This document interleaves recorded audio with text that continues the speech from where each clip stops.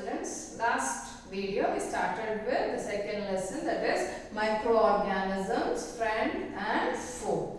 I gave you a brief introduction of microorganism. So what are microorganisms?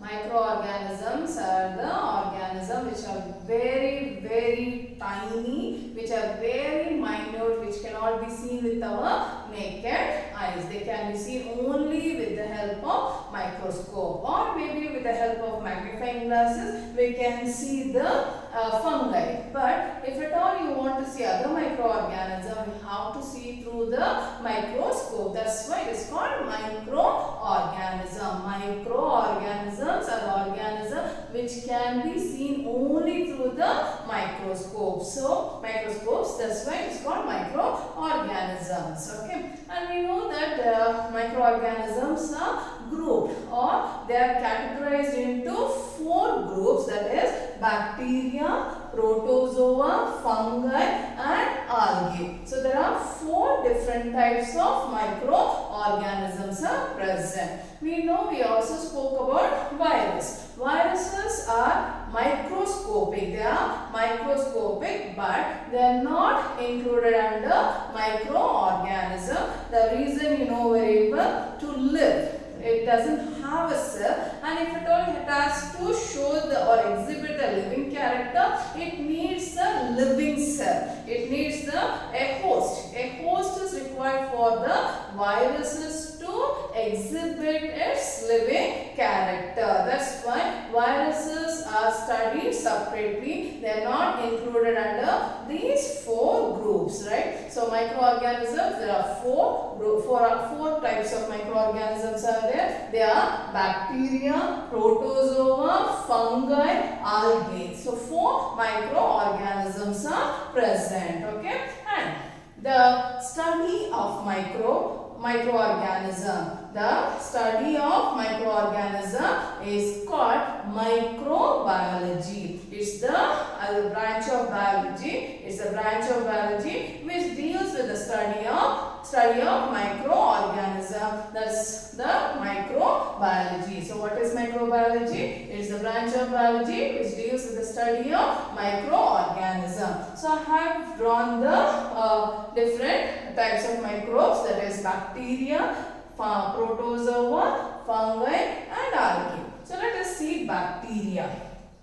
So what are these? These are the 4 different shaped bacteria.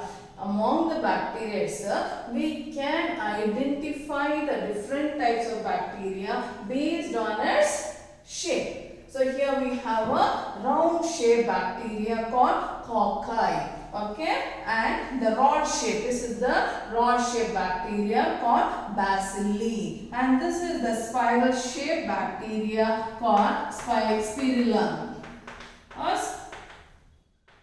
spirillum.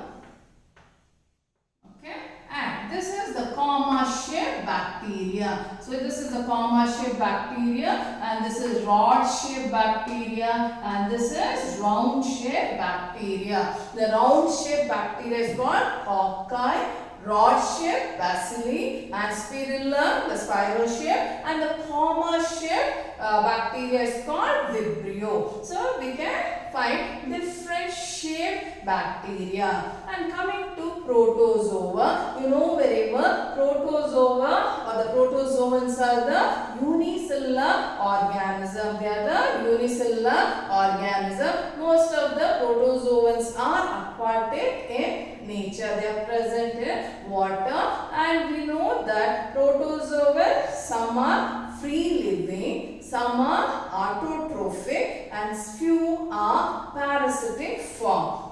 Protozoan, few are autotrophic. Autotrophic means they can prepare their own food, that is euglena.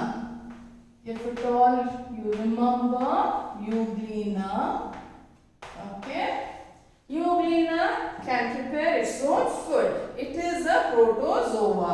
Okay, it's a protozoan. Okay, so it's a unicellular organism. All protozoans are unicellular organism. That means they are made up of single cell. Example for protozoa are amoeba and paramecium. This is paramecium.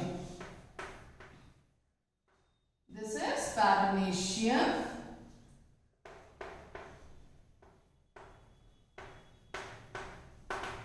And this is amoeba. One more example which you can remember is euglena. As I told you, they are free living.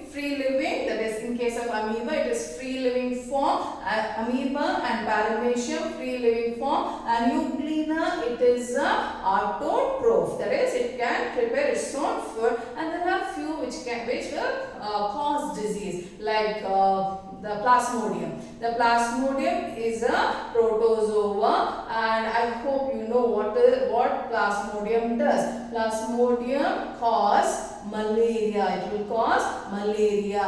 Okay. So here we find free living form and we find autotrophic form as well as parasitic form. Protozoans. What are protozoans? They are unicellular organisms. They are made up of only single cell. And coming to fungi. We are all very much familiar with fungi, right? So if at all we talk about fungi, one example that comes to our mind is mushroom. Mushroom is a fungi. Yeast is a fungi. Okay? And here we have bread mold. Everybody would have seen the bread mold. If at all we keep the bread outside for few days without using, we can see a grayish colored structure forming on the bread. And if you have a magnifying glass, if you view through the magnifying glass, you can make out this structure. Okay? So this is bread mold. And here we have penicillium. Penicillium, you may come across with this term, penicillium. We have heard about penicillin injection, right? Okay, penicillin is the first antibiotic. It is the first antibiotic. It is derived from the Penicillium, a fungi. Aspergillus. Aspergillus also, you all see this organism, Aspergillus. That is, it is like we have, if you leave lemon outside, once it starts decaying, you can see the blackish thing forming on the lemon. That is called Aspergillus niger. The blackish outgrowth on the lemon. Okay, that is Aspergillus. So these are all come under fungi. Yeast also come under the group, that is the microorganism group, that is fungi. Okay, and algae. So these are algae. Example for algae.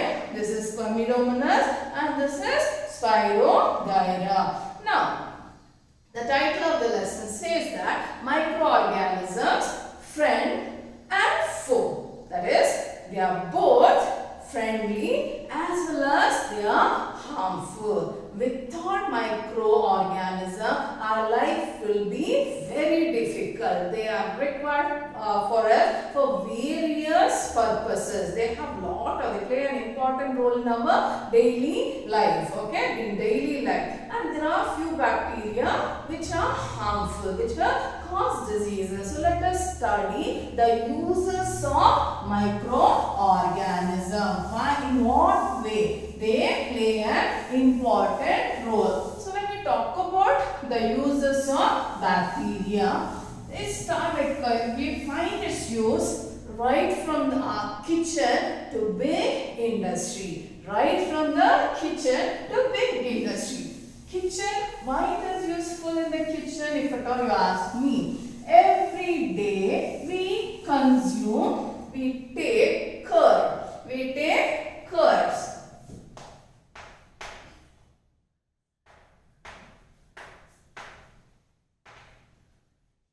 Uses of microbe.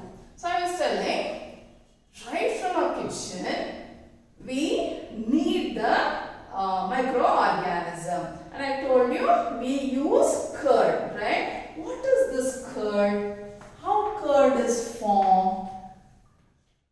How curd is formed? If at all you help your mother, you will see that your mother adding a little amount of curd in warm milk, and the milk will be kept aside for few hours. Why it is done?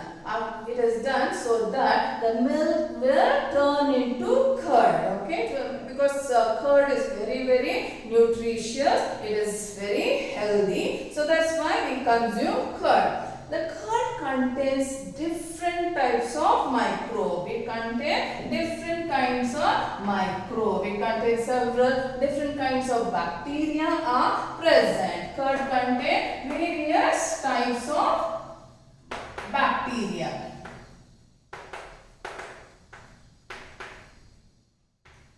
Among of all the bacteria, the most important bacteria, the bacteria which is responsible for curdling of milk, the bacteria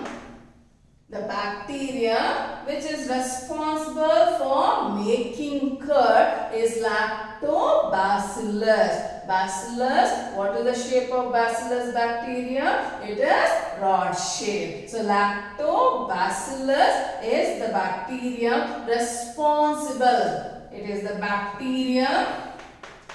Bacterium, children, remember it is singular form of bacteria. Bacteria is plural, bacteria is singular. The bacteria responsible for making curd. Okay. It is, so next time whenever you consume curd, remember it is the lactobacillus which is responsible for making curd. Okay, understand? So right, that's why I said right from the kitchen to big industry we find the use of microbe. Not only that, even our bakery, right? The bakery industry, right? Whenever you want to bake a cake, right, or bun or cheese, right? For all this thing we need microorganism. When it comes to bakery or to bake, we use one more organism. Here we were talking about bacteria. Here one more microorganism is there called yeast. Yeast is responsible for making the bun and bread very soft and spongy, right? And when we you have seen your mother making idli batter, dosa batter, right? Even when we prepare rava idli, we add curd to the rava idli. Why they use yeast or bacteria?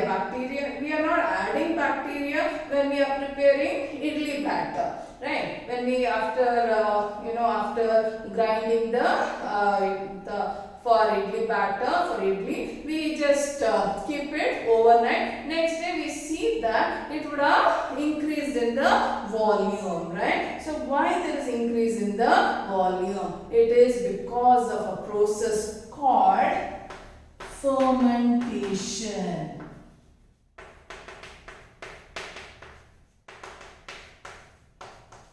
Okay, it's because of the process called fermentation. See, you can do it at home. That is, you take maida, okay, add sugar, add a little bit of sugar, then you add curd, okay. If not curd, then you just add yeast. Yeast is available in the market. You will get it in small container. You can just purchase the yeast and add a few amount of yeast to the maida flour. Then a little bit of warm water, and nicely you knead the dough and keep it aside. After some time you can see it has increased in the volume. Why? What happens here is it will undergo fermentation. What is fermentation? It is a type of, when this yeast is put, it will start reproducing. It will undergo multiplication, it start reproducing, and at the same time they will be respiring.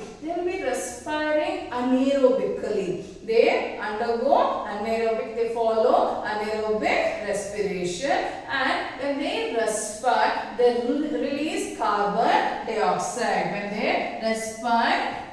When they respire, they release carbon dioxide. This carbon dioxide gets trapped in the dough and it will increase in the volume, making the bread or the idli or the cake spongy. So let us see what is fermentation. It is the process of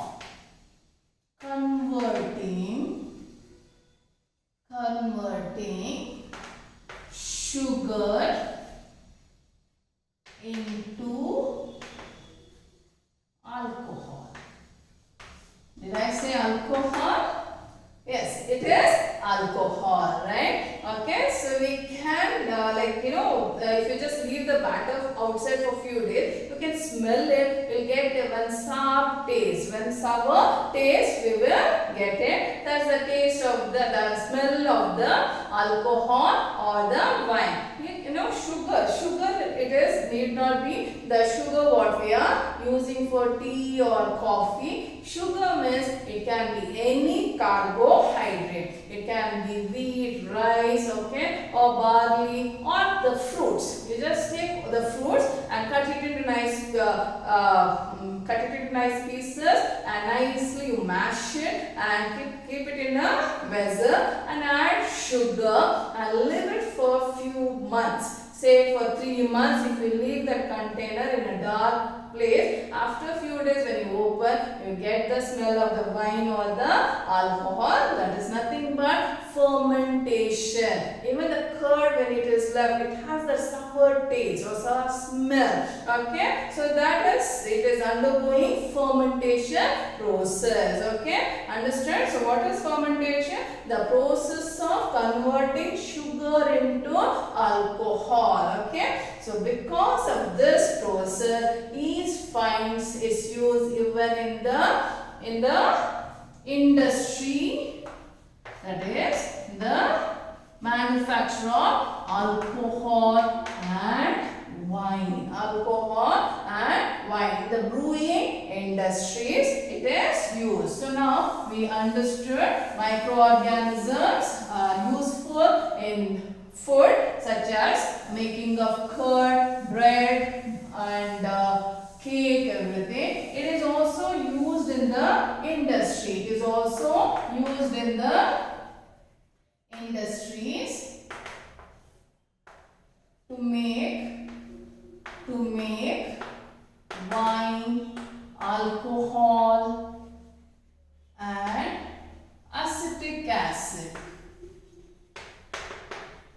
Acetic acid is nothing but vinegar. It's nothing but vinegar. Okay. Vinegar we use. It is a preservative, right? So we use vinegar and we preserve the food. So vinegar, for making vinegar also we need the microorganisms. So today we learned, now we learn how microorganisms are useful in the kitchen as well as in the bakery industry and the various other industry where it is used in the making of wine, alcohol, brewing industry and acetic acid. Okay, understood? Next we will see how it is used in the medicinal field for making medicine, how it is useful. Okay, understood?